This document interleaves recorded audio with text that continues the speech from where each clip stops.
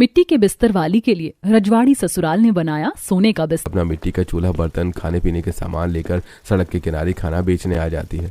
अब सड़क पर आकर अवनी एक पेड़ के नीचे बैठकर अपने 2 मुँहे मिट्टी के चूल्हे को रखकर अवनी सार्वजनिक नल के पास जाकर 10-10 लीटर की 2 बोतल में पानी भरकर लाती है और फिर चूल्हे में लकड़ियां डालकर आग जोड़ती है और फिर एक एल्यूमिनियम की पतीली पर दाल तो दूसरी एल्यूमिनियम की कढ़ाई में वो कढ़ी पकाना शुरू करती है। दाल जैसे ही पूरी तरीके से पकती है, अवनी उस दाल को टमाटर, मिर्ची, लहसुन, प्याज की कलियों को छोटा छोटा काट कर दाल अच्छे से फ्राई कर लेती है। दूसरी तरफ कढ़ी भी पकने लगती है जिसकी खुशबू चारों तरफ फैल जाती है। अब एक दूसरी एल्यूमिनियम की पतीली में अवनी चावल भी पकाने लगती है।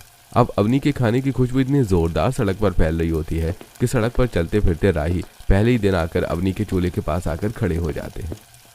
अरे बेटी, तुम्हारे इस मिट्टी के चूल्हे पर क्या पक रहा है जिसकी जोरदार खुशबू पूरे सड़क पर फैल रही है? सुबह सुबह जल्दबाजी में घर से कुछ खाकर नहीं निकला था, इसलिए तुम बताओ तुम क्या बेच रही हो? अब अवनी बड़ी ही उत्सुकता के साथ प्यार से कहती है, जी मैं तो दाल चावल, कढ़ी चावल बेच रही हूँ। क्या कढ़ी चावल? अरे ये तो मेरे मन पसंद है, लाओ मुझे एक प्लेट खिला दो। कितने के हैं? जी ये 50-50 रुपए की प्लेट है। अब अवनी मंजीत को प्लेट में गर्मा गर्म कढ़ी चावल निकाल कर देती है जिसे मंजीत खड़े खड़े आनंद पूर्वक खाता है। तब अवनी के सामने से एक गरीब बूढ़ी औरत गुजरती है। 3 दिन से कुछ खाया नहीं है, कोई इस बेसहारा औरत को खाना खिला तो भगवान तुम्हारा भला करेगा। अरे इधर आइए अम्मा, मैं खिलाती हूँ ना आपको खाना। अब अवनी उस बेसहारा औरत को प्लेट में खाना परोस के देती है जिसे वो बूढ़ी औरत फटाफट खाने लगती है। भगवान तुम्हारा भला करे बेटी, देखना एक दिन तुम राजकुमारी की जिंदगी जियोगी। अब उस बूढ़ी औरत के जाते ही कुछ और लोग आते हैं जो अवनी के पास खड़े हो जाते हैं और खाने की मांग करते हैं। बेटी, एक प्लेट हमारे लिए भी दाल चावल लगा दो। सिस्टर, एक प्लेट मेरे लिए कढ़ी चावल लगा दो। बहन, मेरे लिए तो एक प्लेट कढ़ी चावल, दाल चावल पैक कर दो, मैं घर जाकर खाऊंगी। अब फटाफट अवनी कुछ लोगों को प्लेट में खाना निकाल कर देती है तो कुछ लोगों का खाना पन्नी में पैक करके उनके हाथ में देती है और देखते ही देखते अवनी को पहले दिन ही 1000 से 1500 की कमाई हो जाती है। भगवान का शुक्र है कि पहले दिन ही 1000 से ऊपर की कमाई हो गई। अब इसमें अपने दोनों भाई बहन के स्कूल की फीस भी भर दूंगी और घर में कुछ हल्का खाने के लिए भी ले आऊंगी। फिर माँ की आंखों की दवाई भी लेनी है। अब शाम को अवनी घर आती है। दीदी आ गई, हमारी दीदी आ गई। अवनी की अंधी माँ अवनी के पास आकर उसके चेहरे को छूकर, बेटी तू ठीक तो है ना? तुझे कोई दिक्कत परेशानी तो नहीं आई ना सड़क पर खाना बेचते वक्त? नहीं माँ, बल्कि लोगों को मेरा खाना पहले दिन ही इतना पसंद आया कि मेरी कमाई 1000 से ऊपर हुई है। अब इसमें आपकी दवाई, दोनों भाई बहन के स्कूल की फीस, घर का राशन सब हो जाएगा। अब रात को अवनी के बचे हुए खाने को ही पूरा परिवार खाता है और जमीन के बिस्तर पर लेटकर आराम करता है। वहीं अवनी सारा दिन काम करके जब मिट्टी के बिस्तर पर लेटती है तो उसका बदन दर्द से टूटने लगता है। हे भगवान, सारा दिन सड़क पर बैठकर खाना बनाकर बेच रही थी जिससे मेरी कमर पूरी अकड़ चुकी है और अभी मिट्टी के बिस्तर पर सोकर तो मेरा बदन टूट रहा है। मेरी हड्डियां मुझे ही चुभ रही हैं। ना जाने कब तक मुझे और ऐसे ही मिट्टी के बिस्तर पर सोना होगा। काश मेरे पास एक मखमली गद्देदार बिस्तर होता जिस पर मैं काम से आकर सोती तो मेरी सारी थकान दूर हो जाती। अब इसी तरह हर दिन अवनी सड़क के किनारे पेड़ के नीचे बैठकर चूल्हे पर खाना बनाकर सड़क पर चलते राहगीर को खाना खिलाती है। इसी तरह कुछ हफ्ते गुजरते हैं और एक दिन अवनी की माँ, बेटी तेरी बुआ का फोन आया था, कह रही थी कि अवनी को लड़के वाले देखने आएंगे। हाँ दीदी, मैंने फोन उठाया था तो वो ऐसा ही कह रही थी बुआ, वो आते ही होंगे। अरे माँ, पर मुझे शादी नहीं करनी, मेरे बिना आप लोगों को कौन देखेगा? इतने में लड़के वाले घर में दस्तक देते हैं। जी नमस्कार, आप लोग बैठिए, मैं चाय लेकर आती हूँ। तभी मिट्टी का घर, अंधी माँ, फटे पुराने कपड़े में अवनी के छोटे छोटे भाई बहन को देखकर लड़के वाले, रहने दो बेटी, तुम्हें इतना परेशान होने की जरूरत नहीं है, ये रिश्ता नहीं हो सकता, तुम्हारा और हमारा कोई मेल ही नहीं है। मुझे पहले पता होता तो मैं आती ही नहीं। अरे जिनका खुद का बिस्तर मिट्टी का है वो महलों की बहू बनने के सपने कैसे देख सकते हैं? हमारा घर बहुत आलीशान है बेटी। ये सुनकर अवनी गुस्से से कहती है, माफ करिएगा पर मैं कोई सपना नहीं देख रही, यहाँ तो आप खुद चलकर आई हैं। और एक काम कीजिए, आप जैसे आई हैं वैसे ही चली जाइए, क्योंकि मुझे मेरे मिट्टी का बिछौना और घर बहुत पसंद है। अब बिदक के लड़के वाले वहां से चले जाते हैं। इसी तरह एक दिन अवनी हमेशा की तरह सड़क पर चूल्हे में खाना बनाकर लोगों को बेच रही होती है। कस्टमर खाना खा रहे होते हैं कि तभी अचानक से मौसम बिगड़ता है और तेज तेज बारिश होने लगती है। इस मूसलाधार बारिश की देखकर सड़क पर अफरा तफरी मच जाती है। अब इस मूसलाधार बारिश में ट्रैफिक के बीच से अवनी अपने सिर पर पन्नी ओढ़कर सारा सामान लेकर घर जा रही होती है कि तभी वो देखती है एक बूढ़ी औरत गाड़ी की खिड़की से मुंह बाहर निकालकर उल्टी कर रही है।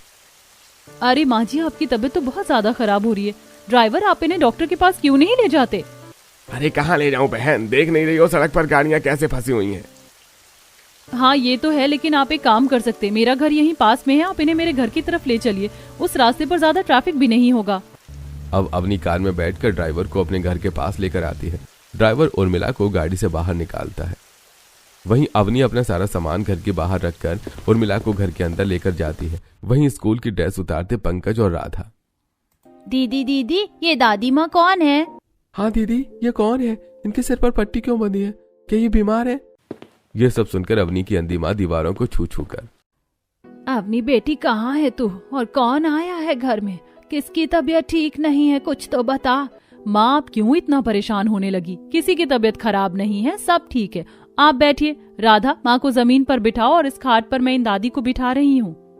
अब उर्मिला खाट पर बैठती है। उर्मिला को हल्की ठंड लग रही होती है। राधा, तुम इन्हें चाय बना कर दो, मैं पड़ोस के लोगों से कुछ रजाई लेकर आती हूँ। अब अवनी आस पड़ोस के लोगों से महंगी महंगी रजाइयां मांगती है और उसे लाकर उर्मिला को उड़ाती है। इतने में राधा चूल्हे पर चाय बनाकर उर्मिला को देती है। अरे आप लोग माता जी का ख्याल रखिए, मैं अभी आता हूँ। ड्राइवर गाड़ी लेकर निकल जाता है। तब तक अवनी उर्मिला की देखभाल करती है। इस लड़की का परिवार कितने छोटे से घर में रहता है, और इनका बिछौना भी लगता है इस मिट्टी पर ही लगता है, क्योंकि घर में दूर दूर तक कोई पलंग रजाई बिस्तर दिख नहीं रहा। लेकिन ये लड़की मेरे लिए इतना परेशान होके लोगों से रजाई मांग कर लाई है, मुझे चाय बना कर दे रही है। इसकी माँ भी अंधी है, कितनी तकलीफों से घिरी है ये लड़की। दादी माँ, आप कहाँ खो गई? अगर आपको भूख लग रही है तो मैं आपके लिए कुछ बना दूं? बेटी, ये जो भी हैं तुम उनसे पूछ क्या रही हो, जाओ कुछ बना कर ले आओ। अब अवनी फटाफट गर्मा गर्म रोटी और आलू की सब्जी बनाकर 5 से 10 मिनट में उर्मिला को लाकर देती है। उर्मिला खाना भी खाती है। उर्मिला को अब अवनी बहुत ज्यादा पसंद आ जाती है। दूसरी तरफ रजवाड़ी परिवार का ड्राइवर उर्मिला के परिवार वालों से कहता है, छोटे मालिक, बड़ी मालकिन की तबीयत आधे रास्ते पर बहुत ज्यादा खराब हो गई थी, और बाहर मौसम भी बहुत खराब है। बाहर मूसलाधार बारिश हो रही है, जिसकी वजह से मैं उन्हें डॉक्टर के पास नहीं ले जा पाया। लेकिन फिर एक लड़की मिली जो बड़ी मालकिन को अपने घर लेकर गई, और अभी भी बड़ी मालकिन उन्हीं की कुटिया में है। क्या माँ जी की तबीयत खराब हो गई है? और वो कौन लड़की है जिसके घर पर माँ जी रुकी है? अरे ड्राइवर, फिर तो जल्दी चलो, पता नहीं माँ किस हालत में होगी। अब घर के सभी सदस्य महंगी महंगी गाड़ियों में बैठकर अवनी की छोटी सी कुटिया में आते हैं। माँ जी, आप ठीक तो है ना? आपकी तबीयत अचानक कैसे खराब हो गई? आपने कुछ जलपान किया? माँ, आपकी तबीयत कैसी खराब हो गई? आप तो घर से अच्छी खासी निकली थी। पता नहीं, शायद सफर का हरासमेंट हो गया था, इसीलिए उल्टियाँ आ रही थी। लेकिन इस बेटी ने मेरी बहुत अच्छे से देखभाल की है। मेरे लिए मखमली रजाई लेकर आई है, फिर मेरे लिए चूल्हे पर खाना बनाया। ये बेचारी अपनी अंधी माँ को भी देख रही है और मुझे भी। शुक्रिया बेटी, जो तुमने हमारी माँ को इतने प्यार से अपने पास रखा, उनका ख्याल रखा। हाँ बेटी, तुम्हारा बहुत बहुत शुक्रिया। अरे कोई बात नहीं, ये सब बोलने की जरूरत नहीं है, ये मेरी भी दादी जैसी हैं। अब शंकर अपनी माँ को कार में बिठाकर वहाँ से ले जाता है। इसी तरह कुछ हफ्ते गुजरते हैं और एक दिन रजवाड़ी परिवार में रहने वाली उर्मिला अपने घर के सदस्य से कहती है, मनोरमा, शंकर, मैं जब से उस लड़की के घर से आई हूँ, मेरा दिल उसके ख्यालों में खोया रहता है। उस मासूम लड़की की छवि मेरे आसपास घूमती रहती है। मैं उस लड़की को अब अपने रजवाड़ी खानदान की बहू बनाना चाहती हूँ। उस लड़की ने मुझे बहुत प्यार से संभाला था। मुझे लगता है वो हमारे इस रजवाड़ी परिवार को भी बहुत अच्छे से संभालेगी। हाँ माँ, मैंने अपनी आंखों से देखा था, उस लड़की ने आपको बहुत प्यार से सहेज के रखा था, जैसे आप उसकी कोई अपनी हो। रियली पापा, वैसे आजकल ऐसे हम्बल लोग मिलने बहुत मुश्किल है, क्योंकि आजकल तो सब सेल्फिश और मनी कॉन्शियस हो गए, पैसा देखकर लोगों से बात करते हैं। नहीं, उस लड़की के अंदर मुझे पैसों का लालच तो दूर दूर तक नहीं दिखा। और अगर माँ चाहती है कि वो इस रजवाड़ी खानदान की बहू बने तो मुझे इस बात से कोई एतराज नहीं है। मैं चाहती हूँ कि वही मेरी इकलौती बहू बने। बेटा गणेश, तुम उस लड़की से शादी करोगे? माँ, आप लोगों की खुशी में ही मेरी खुशी है। अगर आपको वो लड़की इतनी प्यारी और सच्ची लगती है तो मैं उससे शादी करने के लिए तैयार हूँ। अब अगले दिन उर्मिला का रजवाड़ी परिवार शगुन का सामान लेकर सोने से जड़ी हुई साड़ियां, सोने के अनेक सिक्के, सोने के गहने, सोने की टोकरी में फल भरकर शगुन का सारा सामान लेकर अवनी के घर पहुंचते हैं, जहां अवनी अपनी अंधी माँ को अपने हाथों से खाना खिला रही होती है।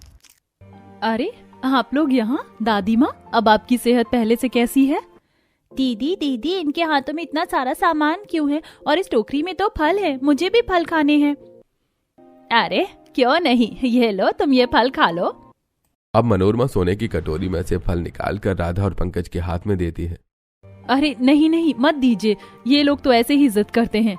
और आप ये सब लेकर यहाँ क्यों आई हैं?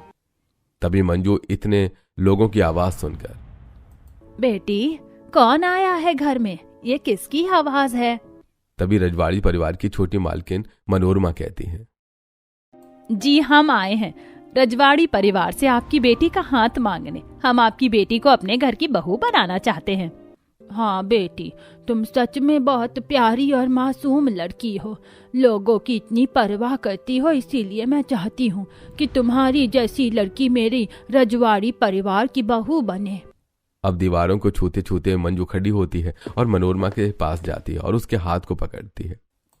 क्या रजवाड़ी परिवार मुझ जैसी अंधी माँ की बेटी के लिए रिश्ता लेकर आए हैं? मुझे ये रिश्ता पसंद है।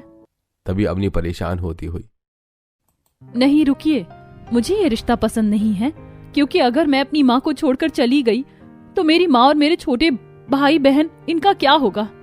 आप एक काम कीजिए, अपनी हैसियत के हिसाब से किसी दूसरी अच्छी लड़की से शादी कर दीजिए। मुझे अभी शादी नहीं करनी।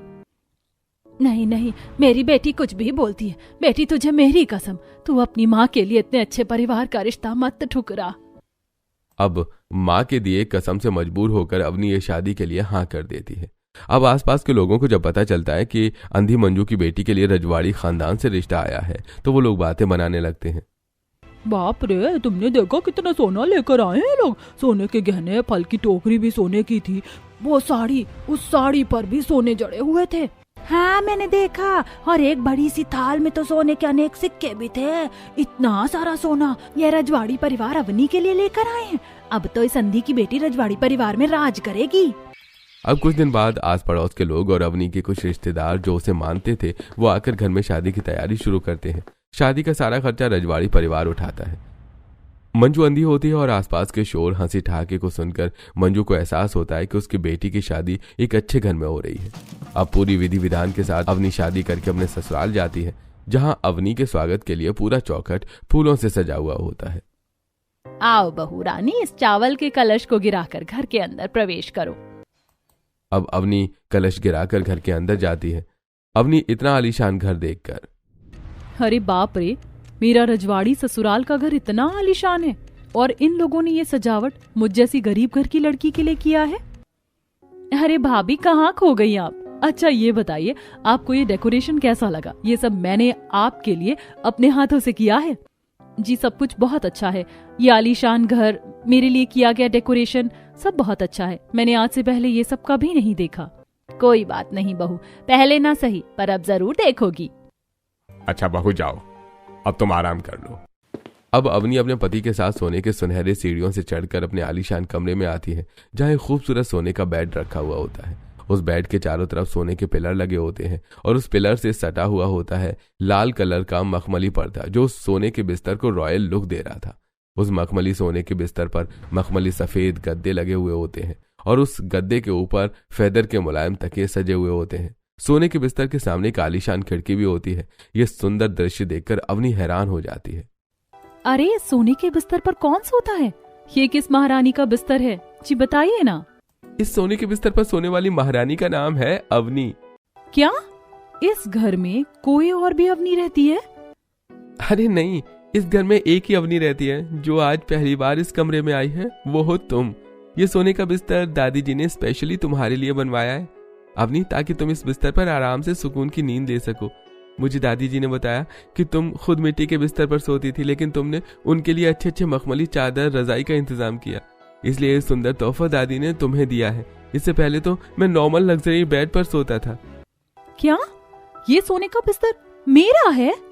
अब अवनी बिस्तर को छू छू कर देखने लगती है। वो कभी सोने के पिलर को छूती है तो कभी उस मखमली चादर को, तो कभी तकिए पर गाल लगाकर कहती है, ये तकिया कितना मुलायम है। इस पर गाल रखकर तो ऐसा लग रहा है जैसे गालों के नीचे किसी मुलायम पक्षी के पंख रखे हुए हैं। ये सब बहुत खूबसूरत है। मैं आज से पहले कभी ऐसे सुंदर बिस्तर पर नहीं सोई। कोई बात नहीं, अब तुम रोज सोना इस पर, क्योंकि ये सब तुम्हारा ही है। चलो आओ आराम करते हैं। अब अवनी उस मखमली बिस्तर पर सोती है और मखमली चादर को ओढ़ती है, जिससे उसे बहुत सुकून मिलता है। और अवनी की कब आंख लग जाती है उसे पता भी नहीं चलता। अगले दिन सुबह जब अवनी सोकर उठती है तो उसके सामने एक दासी खड़ी होती है, जिसके हाथ में सुंदर रजवाड़ी ड्रेस और सोने के आभूषण होते हैं। छोटी मालकिन, आप नहाकर ये वस्त्र और सोने के गहने पहन लीजिएगा। बड़ी मालकिन ने भिजवाया है आपके लिए। ठीक है, लाइए दीजिए। अब अवनी नहा धोकर सुंदर रजवाड़ी वस्त्र गहने पहनकर अपने ससुराल वालों के सामने आती है।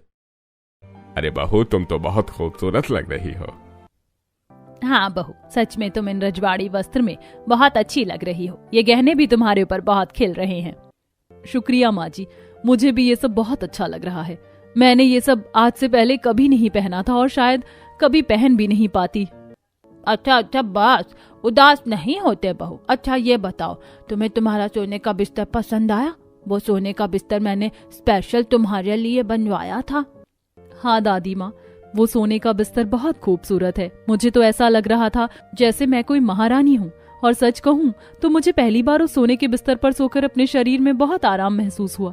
पहली बार मेरी नींद पूरी हुई है और पहली बार सोकर उठने पर मेरे शरीर में किसी भी तरह का कोई जकड़न या कोई दर्द नहीं है। लेकिन जब मैं अपने घर में मिट्टी के बिस्तर पर सोती थी तो मुझे ये सारी समस्याएं हुआ करती थी। कोई बात नहीं भाभी, पर अब नहीं होंगी, क्योंकि अब आपको दादी माँ ने इतना सुंदर सोने का बिस्तर जो दिया है, ये फैसिलिटी तो मुझे भी नहीं मिली है। मेरे कमरे में भी नॉर्मल लग्जरी बेड है, बस और कुछ नहीं।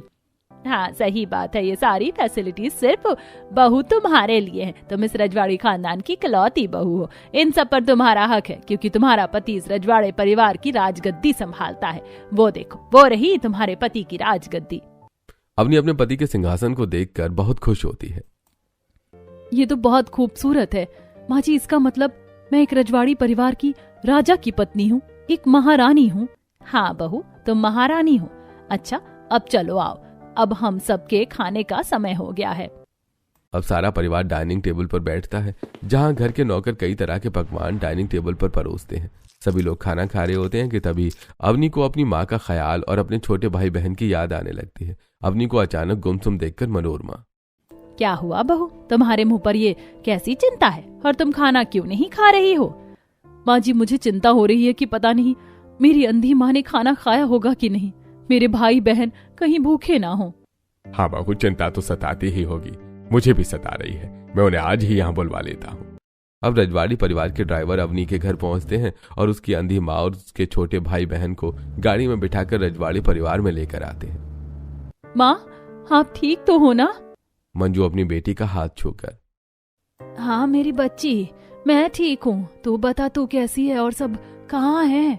वो लोग ठीक तो है ना? आप चिंता मत कीजिए मंजू जी, हम लोग ठीक हैं और आपकी बेटी भी बहुत अच्छी है। हाँ माँ, सब ठीक है। माँ चलो ना, मेरे कमरे में चलो। अब अवनी अपनी माँ का हाथ पकड़कर सीढ़ियों से उसे अपने कमरे में लेकर आती है। पीछे पीछे उसके छोटे भाई बहन भी जाते हैं। अब अवनी के छोटे भाई बहन सोने का बिस्तर देखकर बहुत खुश होते हैं और बिस्तर पर चढ़कर तेज तेज कूदने लगते हैं। अरे दीदी, आपका बिस्तर तो कितना मुलायम और कितना गद्देदार है, और ये बिस्तर, ये तो सोने का है। हाँ, इस सोने के बिस्तर में तो चारों तरफ सोने के पिलर हैं और इसमें मखमली पर्दे भी लगे हुए हैं।